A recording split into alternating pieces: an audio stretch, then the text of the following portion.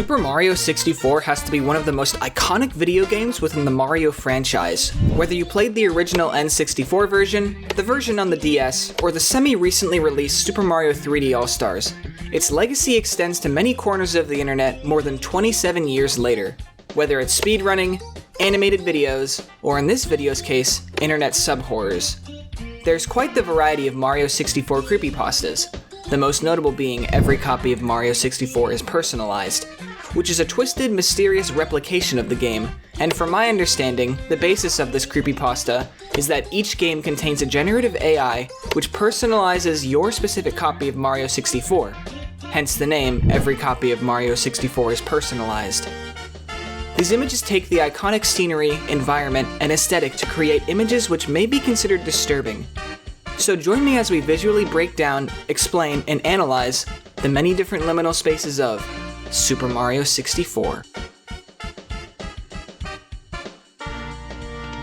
Our first image, which is based around the creepypasta, is located in the section of the game regarded as Princess Peach's Castle, Floor 2B. 2B referring to the fact that this floor is believed to be an anomaly. It's regarded as the second basement, or the fourth floor of Peach's Castle, as the regular castle only contains 3 floors, with this floor having a rare chance of materializing depending on your personalized copy of Mario 64. You'll notice as we go through each image that none of them actually take place within the real Super Mario 64, rather some emulation or third-party modeling software, which can lead to some small visual oddities such as incorrect lighting on the floor, which gives the walls this illuminated effect as well as this part of the floor looking generally off.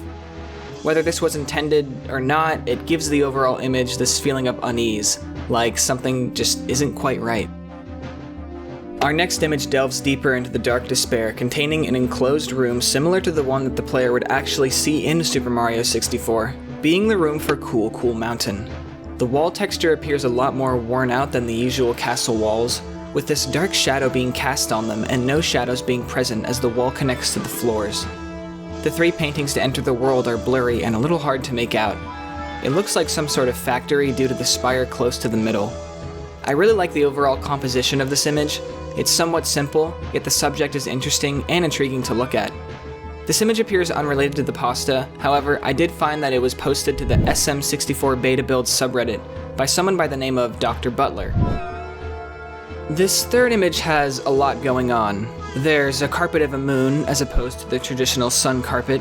There's a long hallway which leads to what appears to be a broken painting of sorts. Then, most strange of all, there's this tiny door that I can't imagine the player would be able to even fit through. And right above that, there's another, most likely, inoperable painting.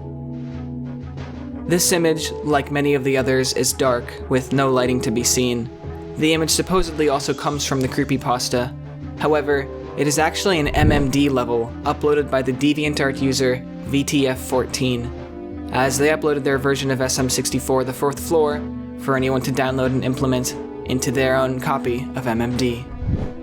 So now we stray from images based around the creepypasta into what I imagine is some more familiar territory for some of you watching, as we continue looking into some more liminal space images that contain minimal elements with fixed ambient lighting.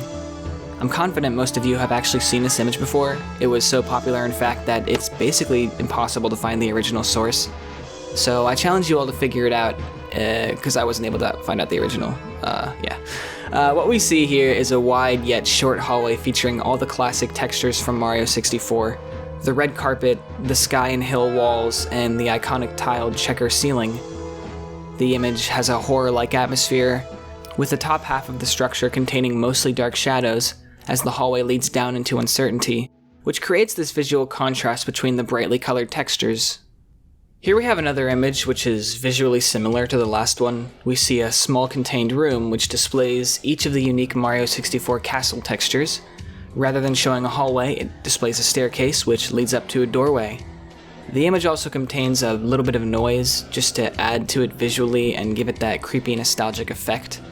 This is another image which is extremely popular across the internet. However, I did actually manage to find the original source.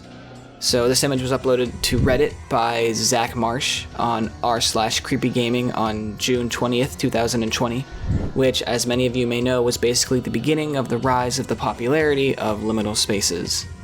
So this next image was also created by Zach Marsh, and they made it pretty obvious to the fact that this wasn't actually in the real Mario 64, as the top right contains an exit sign as it leads down into the dark red foreboding hallway.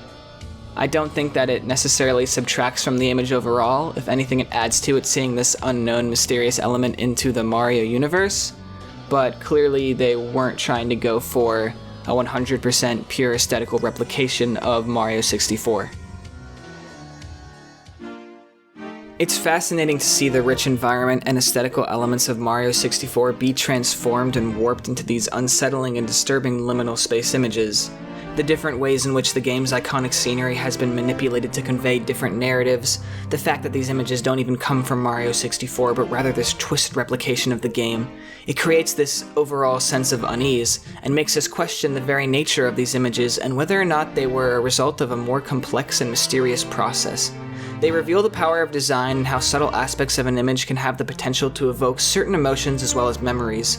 As we continue to navigate the digital world, it's important to be aware of the ways in which our surroundings shape our perceptions and emotions, as well as being mindful of the impact that these different visual elements can have on our mental state.